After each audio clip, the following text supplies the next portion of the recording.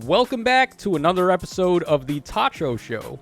So I stumbled upon this post over on the Faye subreddit saying that Faye has dropped $1 million in revenue for the month of June 2025. Now, before everyone abandons ship or takes this a certain way, allow me to be the voice of reason here. Let me just come out and say Faye is in no danger. This does not mean a thing.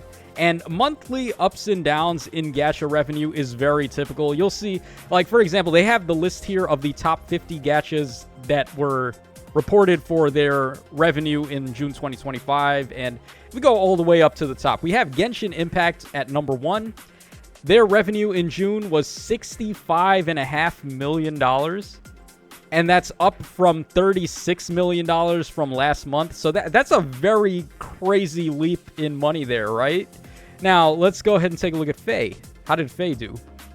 Okay, it's very interesting that Faye is actually still a top 50 gacha, by the way. That's impressive, considering how old of a game Faye actually is. When you're pushing 9 years old as a gacha, and you're still, kind of doing okay, that's a pretty big shock. Because most gachas will last 1 or 2 years, and then that's it. So, Faye made $3 million in May, and then they made $2 million in June, which is not really that big of a surprise if you think about it, because a lot of the banners they dropped last month were all skips, pretty much. It's like they held everything back for Emblem Micaiah. That was their ace in the hole.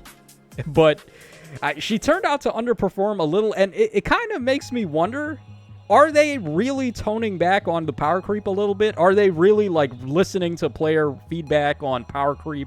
I know they did the survey a while back during the anniversary, the survey asking people what their gripes with the game are, and I think power creep was probably one of the things that people were mentioning. So maybe they really are toning back on the power creep. Maybe. Who knows, right? We'll see. Only time will tell. But if power creep is down, that also means monetization is going to be down, revenue is going to be down, because people want to summon for the hot new stuff. I don't really care personally about the health of the meta, as long as it's fun to play. Right now, it's not fun to play because it's very stagnant. Every team is just running 50 armored units, and that's it. That to me is not fun. I like variety, and if the only offensive unit I'm really allowed to use is Baby Camilla and maybe Emblem Erica, that's not really fun to me. I like having variety. So, yeah, I would like some more units that at least are able to crack through units like Burger King. But for the time being, a little bit of a tangent there talking about power creep, but it is related to revenue, though.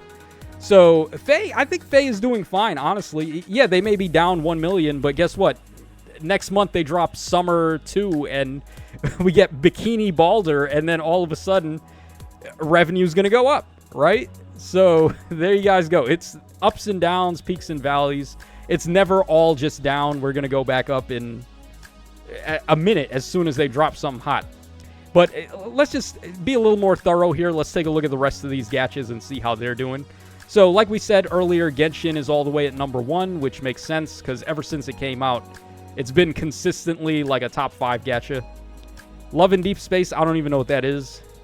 Oh, Pokemon TCG Pocket. That's a cool one. Yeah, I dabbled in it a little bit. Not too much. I didn't really stick with it. I played it when it came out, but I do appreciate the direction they went in with the... they allow you to trade cards. You need currency to trade, and it's very hard to get. But having a gacha where you're allowed to trade TCG cards is actually pretty dope, right? So, big ups to them for that concept. And just the TCG of Pokemon in general is one of the most popular TCGs of all time, if not the most popular at one point or another. So, yeah, it's no surprise to see this game is doing so good. The same people that made Pokemon Masters EX made TCG Pocket, by the way.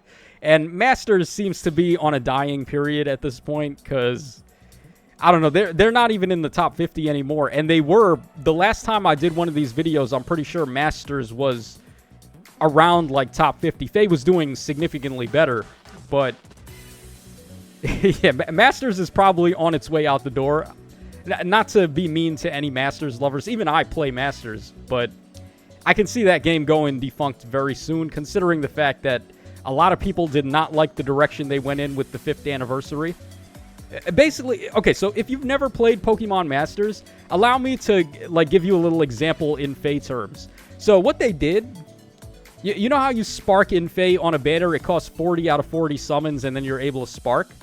What they did in Pokemon Masters was they actually increased that. So they turned it from 40 out of 40 for a spark to 50 out of 50.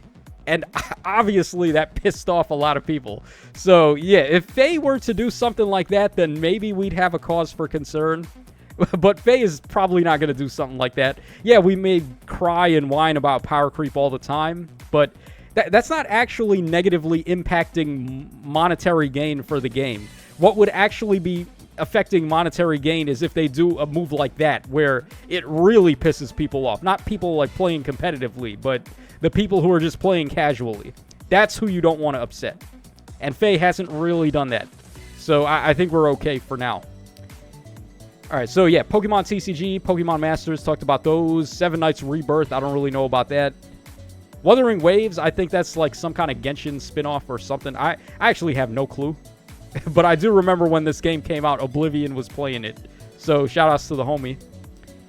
Alright, then we got Zenless Zone Zero. I'm aware of that one, but only because of the waifus.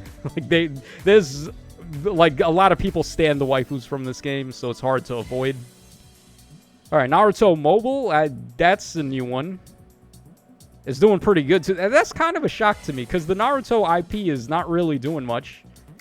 I know they made the spin-off Boruto, but like the actual OG Naruto series ended a long time ago. So I'm kind of surprised that a relatively recent game... This game dropped down from number 1, too. This was number 1 last month, and they're down to number 7. This had to have been a brand new game, if that's the case.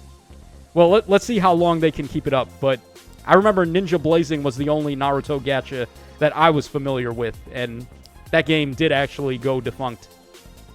Alright, then we got FGO, pretty common one. Nikkei, Goddess of Victory, Nikkei. Oh boy. Now that's a Tacho game right there. And if you want to know why, just play it for 5 seconds and look at the thickness of the waifus, and you'll know exactly what I'm talking about. Nah, but this game, you think like the Fey waifus are stacked? You ain't seen nothing yet. just play Nikkei for 5 minutes, man. Yeah, but shout outs to Nikkei. Looks like it's not really gone up or down like too much since last month. Alright, then we got Gundam, we got Honkai Star Rail, Shadowverse, don't know what that is. Dragon Ball Legends, which is actually beating out Dokkan nowadays. Yeah, back in the day, Legends was actually losing to Dokkan. But I don't remember exactly when it was, but they made a couple of updates that really got people invested, and now Legends is on top, and Dokkan is more so dormant nowadays until there's a big event going on. Like, if we take a look at Dokkan here, where are they? Okay, so they're down at number 37, down from number 14. So it's a lot of really large peaks and valleys with Dokkan, where Anniversary will drop and they'll be number 1 for like a week. But then, like, as soon as Anniversary is over and we're on the cooldown period, they're going to drop down to like 35.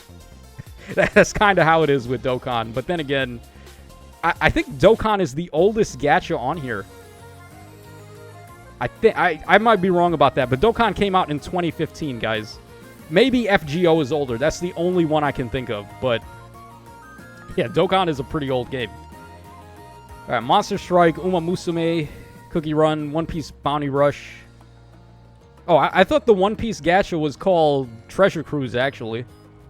That's interesting. I guess maybe this is a different gacha. All right, Puzzle and Dragons, Arnites, Battle Cats, Etheria, Summoner's War. This is a funny one, man. Because I remember, I think the last time I did this video, like I did a revenue check for Faye, I came across this in the icons, and I wasn't sure, so I actually Google searched it. The image that came up was literally Kieran. Like, this guy here on the icon looks exactly like Kieran, but actually, I think Kieran looks exactly like this guy, because this game came out first. So, yeah, just a little funny coincidence there. All right, then we got Idolmaster, Hatsune Miku. So, and now we come to the idol section with these, like, idol waifu games. On Myoji, JJK, Azure Lane, Seven Deadly Sins. So now we're like in anime territory. So we have the idle games, we got the anime games. Yeah, there's One Piece Treasure Cruise. That's the one that I know about. Blue Archive, Ensemble Stars, Brown Dust. Yeah, I do not know very much about a lot of these games. Duel Masters, Memento Mori. Or not Duel Masters, Master Duel. The Duel Masters gacha was called DMP, Duel Masters Plays. I did play it for a little bit because, I mean, back in the day, I was like a big Duel Masters guy.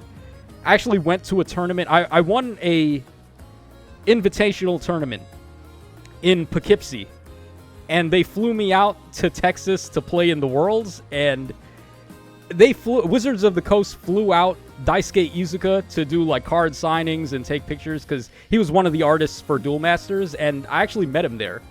So, yeah, that is the story of how I met Daisuke Izuka in real life. One of the artists for... At the time that I met him, I didn't even know he did art for Fire Emblem. I just knew him as one of the Duel Masters artists. So, yeah, just a little Tacho lore for y'all. All right, One Piece Ambition. Why is there so many One Piece gachas? There's 3 of them? Damn. All right, Tokyo Debunker, Girls Frontline, AFK Journey. Yes, I don't really know too many of these, but... Yeah, so Faye coming in still at top 50 despite 9 years old. And also, another little bit of reassurance for people that might take this information and spin it negatively. You got to keep in mind, Faye right now is the only game that Insys is making revenue off of. So there is no chance at all that they're going to pull the plug on this. This is what's feeding them. This is giving them money to pay for their food and well-being. So, of course, they're going to keep it alive, but also... Prior to Faye, they had Fire Emblem Cypher, which was the TCG. And the point of Cypher was to keep interest alive in the IP during down periods between releases for main entry games, which we are way overdue for the next main Fire Emblem game. People were thinking it was going to be on the Switch. We're now on Switch 2, and we still have complete radio silence on what the next big Fire Emblem game is going to be. So, yeah, who knows when information is going to come out on that. But up until that comes, Fire Emblem Heroes is all Insys has got. So, I don't see them pulling the plug on this game anytime soon. And during down periods, in-betweens of releases for the main entry games, they want there to be interest in Fire Emblem as an IP and also keep interest alive in the characters, build up hype and all that stuff. And that's what Faye is. It's basically... you could look at it as a commercial. It's just a big advertisement for the Fire Emblem series. So, yeah, they're not going to just cut the line on that. They need Faye to survive, and they need Faye to do good. It's also very inexpensive for them to keep Faye alive, considering the fact that they've got it down to a science, really. All they got to do is do their typical banners, like 2 or 3 every month. They get the end-of-month banner, you get the seasonal banner for the month, and then you get the new heroes banner for the month, and... They know exactly what they got to do. They know which artists they want to hire. They know which voice actors they want to hire. And certainly it doesn't cost a lot of money to upkeep the game. So even $2 million a month or $3 million a month is certainly more than enough to keep Faye afloat and keep Faye running. Also, I believe Dragalia Lost. When Dragalia Lost ended up going defunct and they pulled the plug... I believe that game was way below. That game was making like 100,000, not even in the millions. That's once you're at that point, that's like the dangerous level for your gacha revenue. You don't want to be making 100,000 a month. That's not gonna cut it. So yeah, they're definitely safe. They don't got nothing to worry about for now. All right, let's just quickly before we hop out, let's see what people have to say. I still not fear end of service soon because Faye maintenance costs. Must be 3 cans of tuna or something. Yeah, exactly. That's what I was saying earlier. It doesn't really cost a lot for them to maintain the game. And then whatever money they put into it is being quintupled on revenue that they make in. So it's perfectly fine. The game is doing fine. All right, drop of 33% in revenue, but still only 2 positions down. Yeah, June was not a good month for gacha as a whole. Yeah, that's pretty interesting, too. You think about that, because June is, like, one of the summer months. So, typically, we get, like, bikini banners and things like that, but I guess they just weren't popping off all that much in June. Across the board for all the gachas, besides Genshin, obviously. I'd single-handedly keep us afloat if they drop Emperor Arvis or any Thraki content, but alas.